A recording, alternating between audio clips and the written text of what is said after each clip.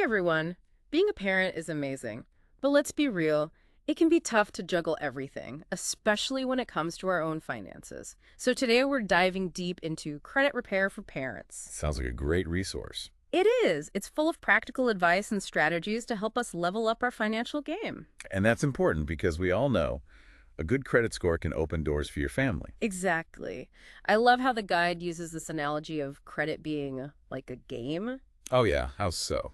It says, if you play by the rules like paying your bills on time and not going crazy with borrowing, well, you rack up points, and those points basically equal your credit score. Makes sense. The higher your score, the more perks you unlock. Right. And it's not just about bragging rights. We're talking real benefit. Absolutely.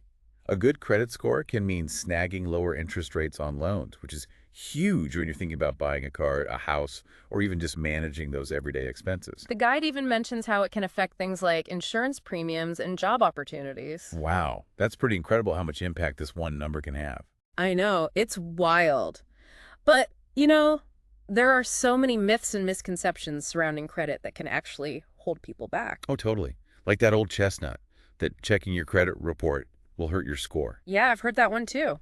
So what's the truth? The truth is, checking your own report doesn't ding your score at all. Those are what they call soft inquiries, Mm. and they have zero impact. hmm What does affect your score are those hard inquiries, and those happen when you apply for new credit, like a loan or a credit card. So if you're applying for multiple credit cards at once. Yeah, that can make you look a little desperate for credit, Yeah. and it can potentially lower your score. Interesting. So checking our own reports is actually a good thing. Absolutely. It's the first step to understanding where you stand and what you need to work on. The guide actually recommends annualcreditreport.com as the only legit place to get your free reports. Good to know. But once we have these reports, what exactly should we be looking for? First things first, make sure all your personal information is correct. Yeah. Your name, address, social security number, all that good stuff. Got it. Then really scrutinize every account that's listed. Do you recognize each one? Are the balances and payment histories accurate?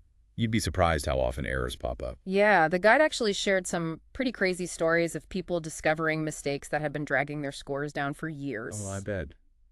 It's a good reminder to be proactive and make sure everything is in order.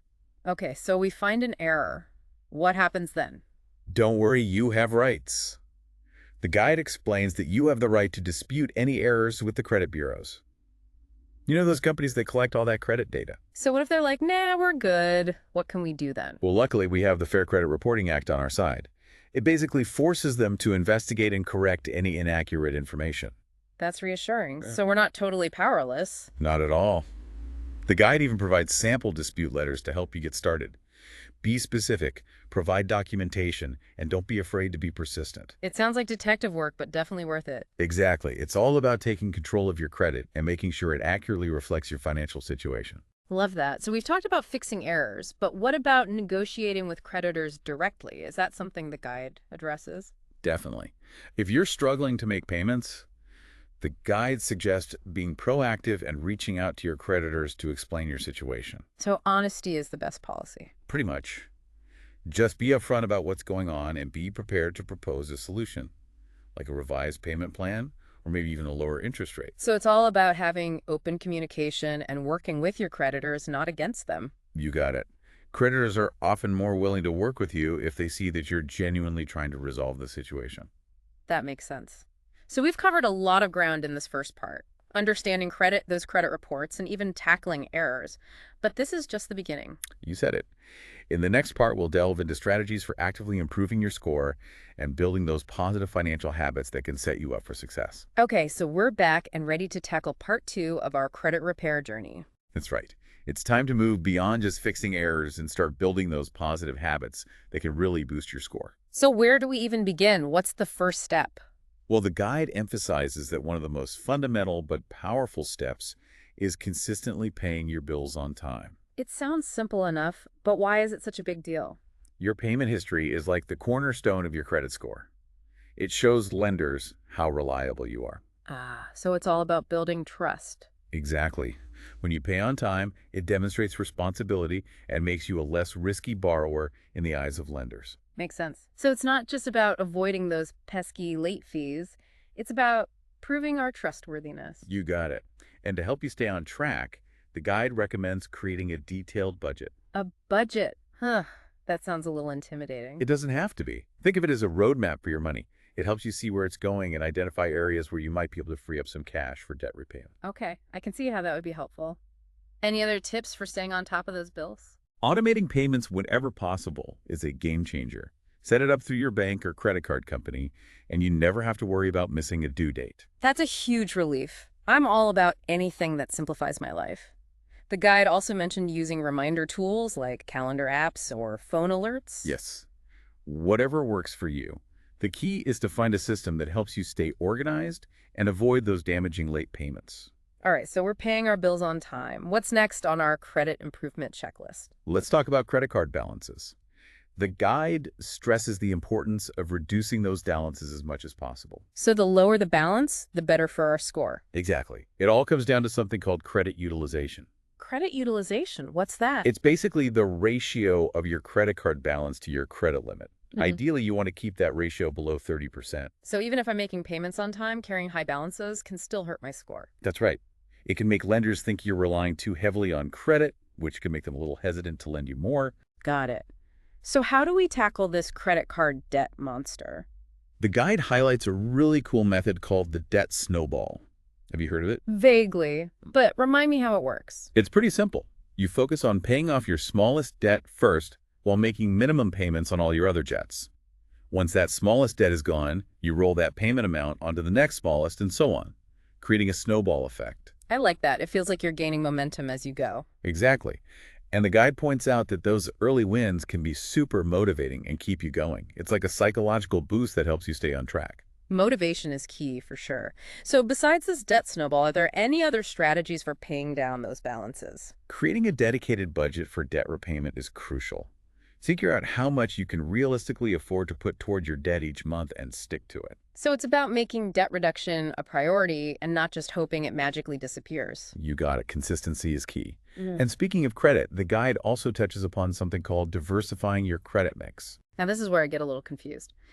Isn't having too many credit cards a bad thing? That's a common myth. Diversifying your credit mix actually means having different types of credit accounts.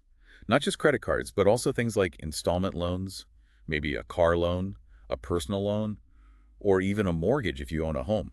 So it's like showing lenders we can handle different types of financial responsibilities. Exactly. It demonstrates that you're a well-rounded borrower and can manage various types of credit responsibly. Okay, that makes more sense. But does this mean I need to rush out and open a bunch of new accounts? Definitely not. The guide actually cautions against that. Opening too many accounts in a short period can actually hurt your score.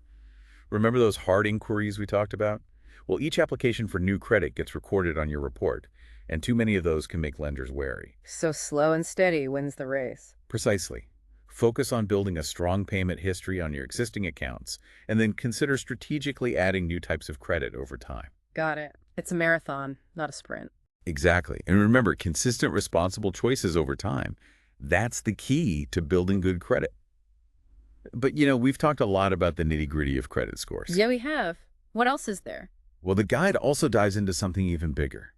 Creating a solid financial legacy, not just for ourselves, but for our kids. Yeah, that's something I'm definitely interested in. We'll have to explore that in the next part of our deep dive. Welcome back, everyone. We've made it to the final part of our credit repair deep dive. It's been quite a journey. It has. And now we're going to shift gears a bit. We've talked about understanding credit and how to actively improve our scores, but now it's time to focus on the bigger picture, building a solid financial legacy. I love that. It's not just about ourselves, it's about setting our kids up for success, too. Absolutely.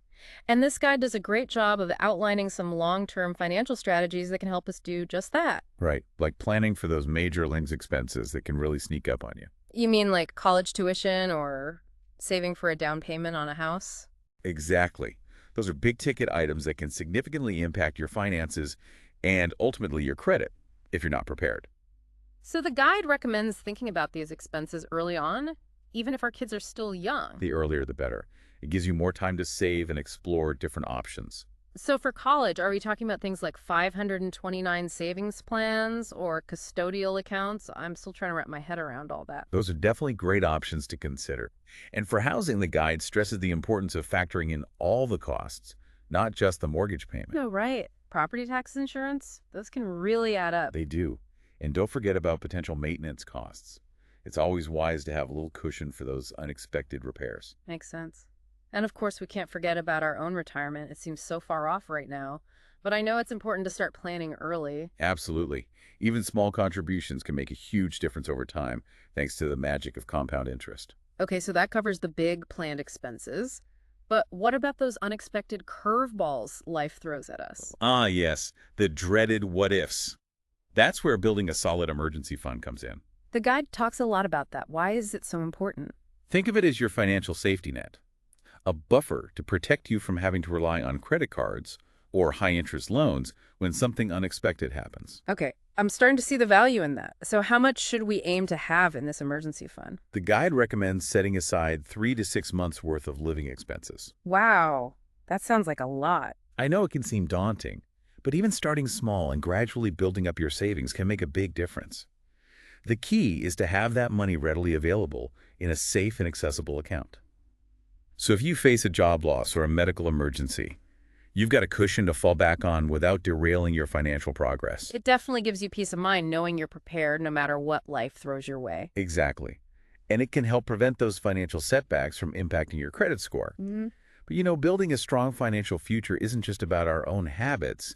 It's also about passing those good habits down to our kids. Financial literacy for the win. I love that the guide touches on this. It's something I'm really passionate about. It's so important. The guide suggests starting early with practical strategies like involving kids in budget discussions, giving them allowances, and having open conversations about money. It's about teaching them the value of saving, spending wisely, and understanding how credit works. Right. Equipping them with the knowledge and skills they need to make smart financial decisions throughout their lives. This deep dive has been packed with so much valuable information. It's been a real eye-opener. But as we wrap up, what would you say is the most important takeaway for our listeners? What really stands out to me is the empowering message that knowledge is power. By understanding how credit works, taking control of your finances, and building those positive habits, anyone can create a brighter financial future for themselves and their families. So true. And remember, it's a journey. Progress takes time, so don't get discouraged if you don't see results overnight.